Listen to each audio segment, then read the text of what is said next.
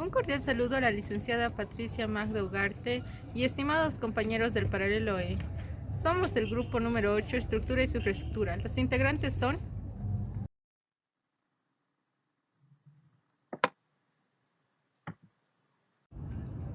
Según nuestra investigación realizada, es un concepto que nos permite comprender la estructura económica de la sociedad. Proseguimos con la exposición.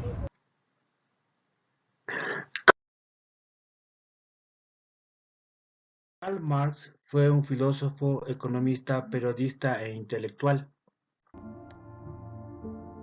que presenció las primeras crisis del capitalismo en la década de 1830. Su interés se centró en cómo funcionaba la sociedad. Para Marx, la explicación de lo que es la sociedad podía encontrarse en la historia, pero para entender la historia había que aceptar dos cosas fundamentales. Primero, el mundo y las sociedades humanas están en constante cambio. Segundo, es la realidad material la que condiciona nuestros pensamientos y el actuar social. Vamos a explicarlo. Desde el idealismo suele estar anclada a los valores morales y postulados racionales. Pero para Marx nada en la sociedad estaba fijo, el cambio era inevitable. Es decir, en eterna transformación, las sociedades son cambio. Hay tesis, antítesis y síntesis. Es un proceso progresivo que no deja de moverse. Marx estaba convencido que la clave para entender la sociedad era la historia, pero su visión histórica era dialéctica y materialista, y de ahí nació el materialismo histórico. Materialismo histórico significa estudiar el cambio de las sociedades a través del tiempo, poniendo especial atención en las relaciones económicas, las bases materiales y las relaciones sociales y de clase que se crean en consecuencia. Cuando éramos cavernícolas todos éramos iguales, el trabajo se distribuía entre todos y entre todos se repartía la comida. Pero cuando aparece la agricultura y la ganadería, hubo un exceso de productos para el consumo, gente con más, gente con menos, donde aparece pobres y ricos. Para garantizar nuestra supervivencia, los seres humanos hemos desarrollado distintos medios de producción que van desde la propia tierra o un rebaño hasta instrumentos como una simple pala o un tractor o una fábrica. Con los medios de producción se crea toda clase de bienes y servicios, ya sea comida, transporte. El cielo es el límite. Marx se dio cuenta que esos medios de producción siempre han estado en posesión de muy pocas personas, quienes ponen a la mayoría a utilizarlos y producir esos bienes y servicios, pero la ganancia siempre cae en manos del que posee los medios de producción. Esto crea las clases sociales y el antagonismo entre ellas. Al final, esto resulta en la principal contradicción del núcleo social, y gracias a la contradicción viene el cambio. Esto es dialéctica.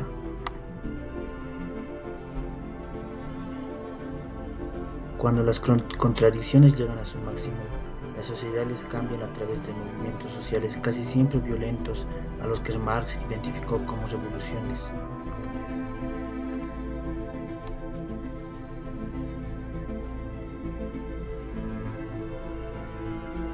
Cada revolución implica que la clase oprimida se subleva y establece un nuevo orden, en el que se forma una nueva clase dominante y otra oprimida.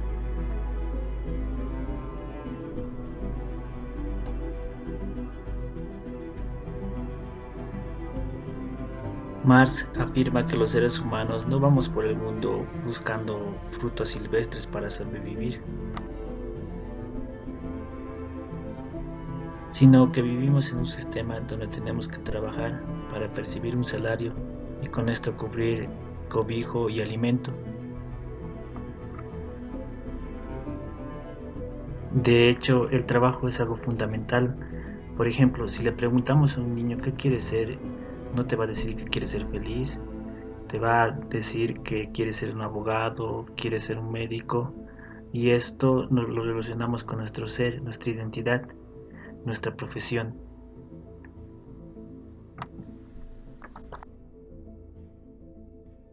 El problema es que no nos sirve para realizarnos, especialmente en el siglo XIX, donde empieza la revolución industrial, con las grandes fábricas y la producción en serie.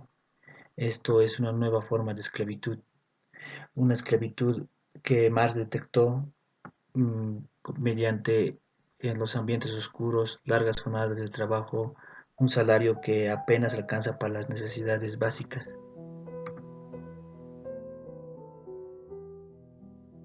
Marx afirma que un obrero que trabaje largas jornadas diarias, este obrero no se siente realizado.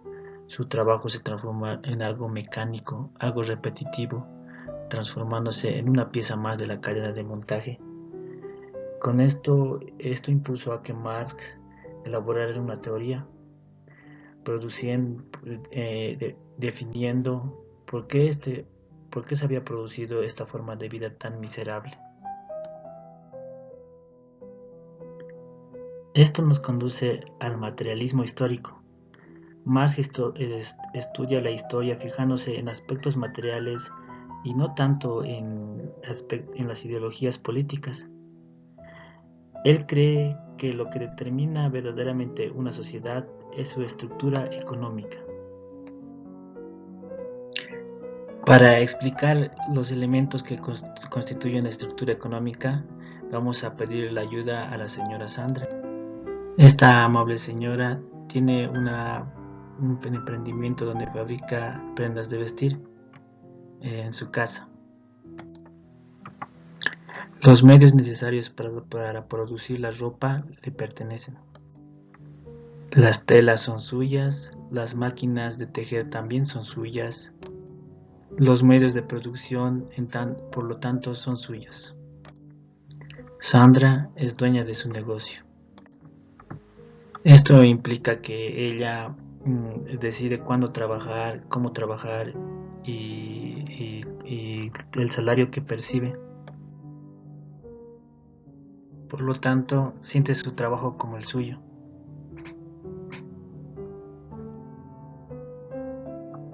Vamos a contrastar el trabajo de Sandra con una fábrica textil.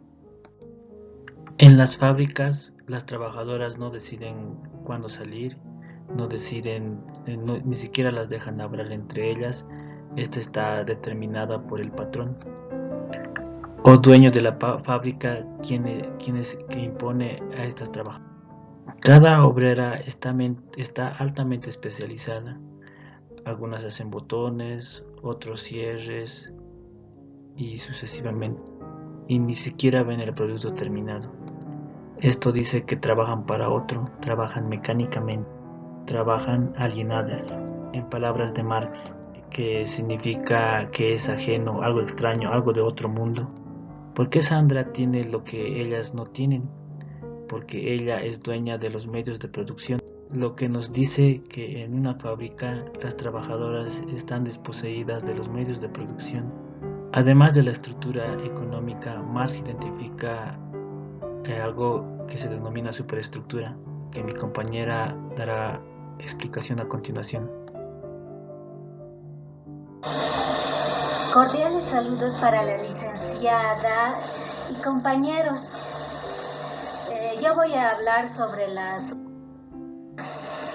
jurídico y las políticas en la cuestión del materialismo dentro de la visión materialista, dialéctico-material, historia de Marx. La superestructura es la derivación de las relaciones de producción, es un conjunto de leyes, representa la ideología dominante y ese ordenamiento jurídico de la sociedad.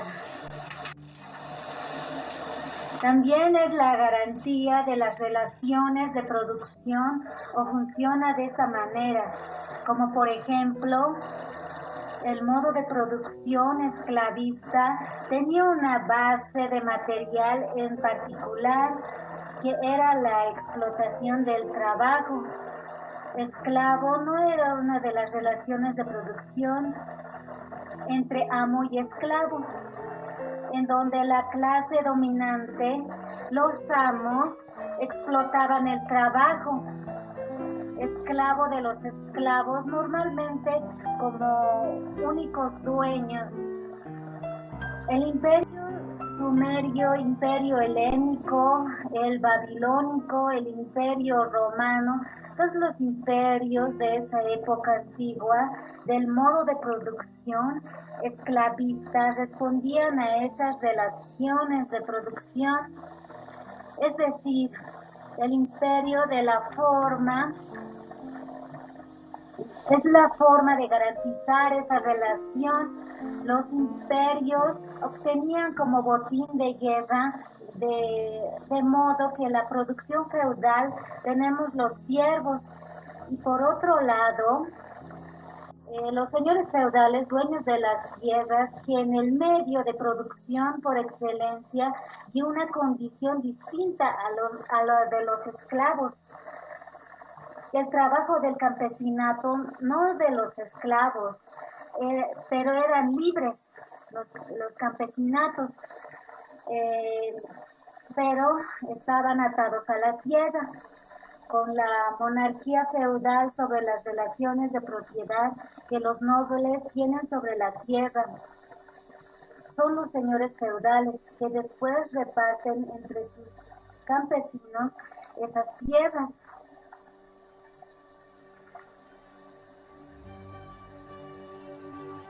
Y voy a pasar a mi compañero.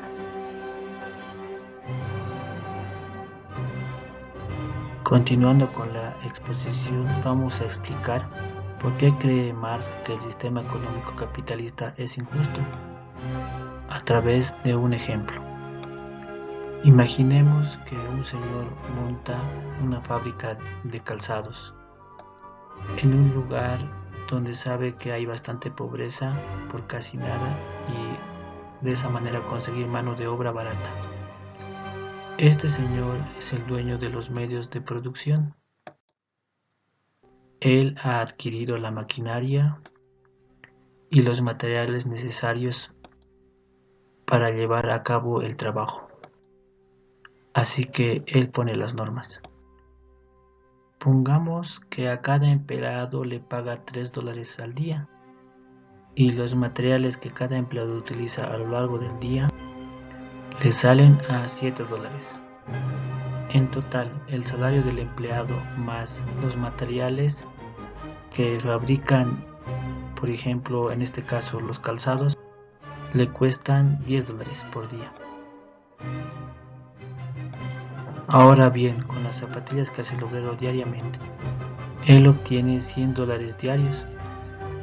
El patrón le está pagando $10 diarios y el obrero le está reportando $90 diarios al patrón. El margen de beneficio de $90 es lo que llamamos plusvalía. La plusvalía es, por tanto, el capital producido por el trabajador menos el capital consumido. En este punto los capitalistas están de acuerdo con este modo de producción, pero Marx nos dice que es completamente injusto que una persona acumule y se enriquezca con más y más capital aprovechándose del esfuerzo de los trabajadores. Y de esta manera él preveó que en el futuro habría una clase social muy pequeña que acapararía todo el capital, como lo vemos hoy. En la actualidad vemos que solo el 1% y unos cuantos más tienen el poder económico de casi todo el mundo. O sea, son solo unos cuantos los ricos y el resto está en la clase trabajadora o proletaria. Ahora que hemos detectado las falencias, ¿qué podemos hacer? ¿Cómo podemos detener este sistema? Marx cree que necesitamos una conciencia de clase. Dice que los obreros deben percatarse de que son un grupo oprimido, unirse y luchar. En una primera fase llamada socialismo, lo que hay que hacer es, como el nombre indica, socializar los medios de producción. Es decir, que las máquinas e instrumentos con los que fabricamos los diferentes productos deben pasar de manos de la burguesía a manos de los trabajadores. Esta parte no se suele comprender correctamente, así que vamos a insistir en ella. En el comunismo,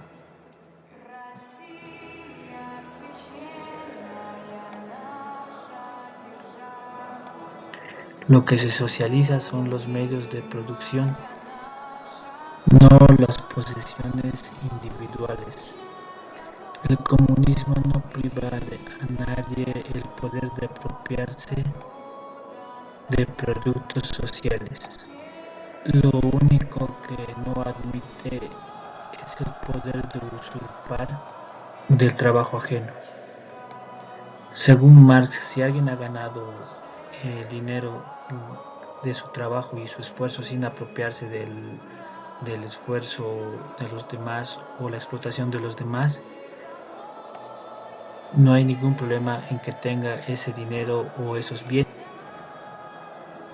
Entonces, dice Marx, el rasgo distintivo del comunismo no es la abolición de la propiedad en general, sino la abolición de la propiedad burguesa.